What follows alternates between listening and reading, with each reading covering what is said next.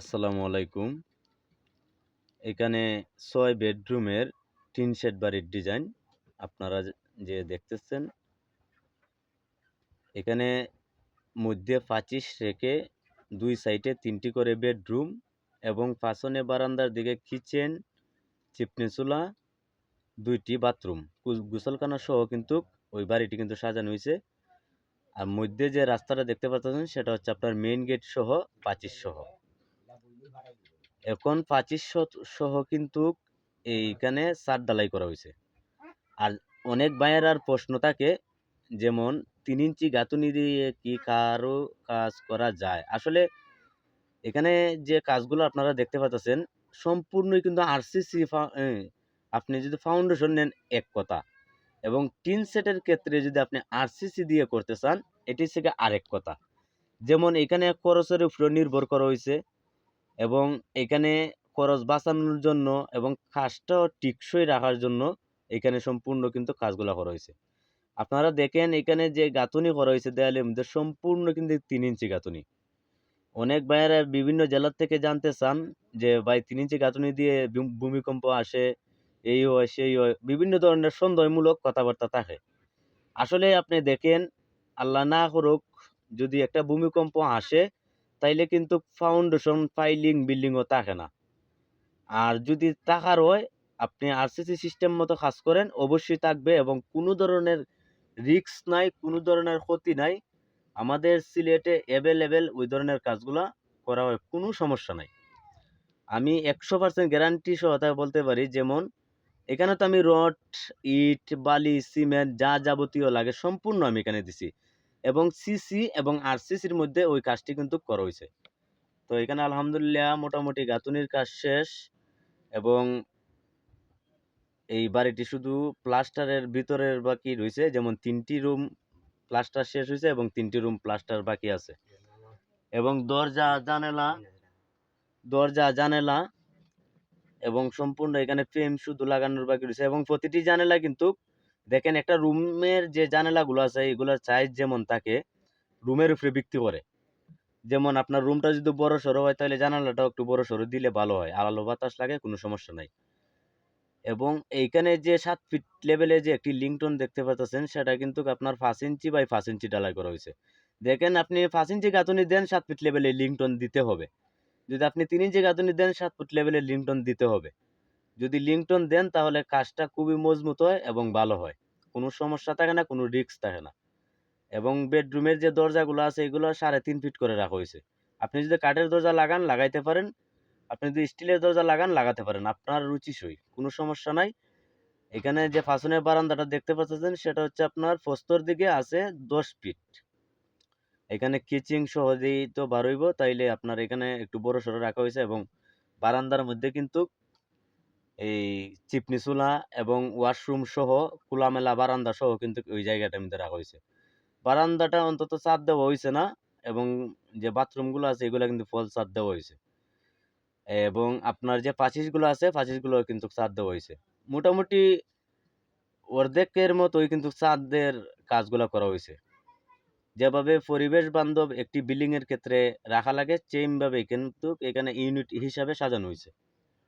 তো আপনারা প্রশ্ন জাগতে পারে 6 বেডরুম দিয়ে আপনার 2টি টয়লেট, একটি কিচেন, একটি চিপনি চুলা, বারান্দা, 25 ছাদ সহ যদি আপনি মোটামুটি ওই বিল্ডিংটা হ্যান্ডওভার দিতে চান তাহলে বর্তমান সময়ে 2024-এর লাস্টে আপনার কত টাকা বাজেট রাখতে হবে। এখানে দেখেন, আপনার যদি খরচ বাড়ান বাড়াইতে পারেন, আপনি যদি কমান তাইলেও কমাইতে পারেন, যেমন সিস্টেম আছে কাজের।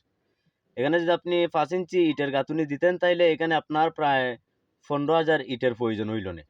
এখানে কিন্তু মূলত 10 থেকে 11,000 ইটের কাজগুলো করা হয়েছে। এখানে দেখেন আপনার কত হাজার ইট বাছাই করা হয়েছে, এবং আপনার কত টাকা এখানে আপনার কমছে এবং আপনার খরচটা কমে আইছে।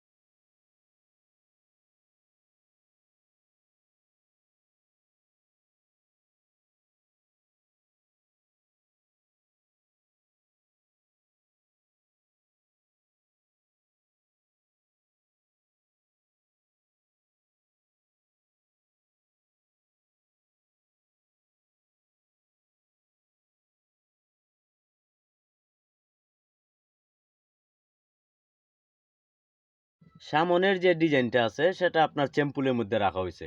আপনি যদি চান রাজকীয় ডিজাইন দিবেন এবং রাজকীয়ভাবে করবেন, তার উপরে ভিত্তি করে আপনার যে বর্তমান সময়ে বাজেটটা। এখন আপনাদেরকে একটা আমি মোটামুটি ধারণা দিতে পারি।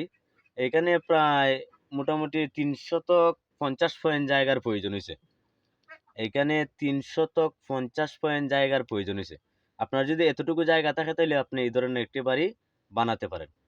আপনি ওই ধরনের ওই সিস্টেমে ওই ড্রয়িং প্ল্যান অনুযায়ী যদি আপনি বাড়ি বানান, আপনার যদি জায়গা ছোট আরও হয় তাইলেও বানাইতে পারেন।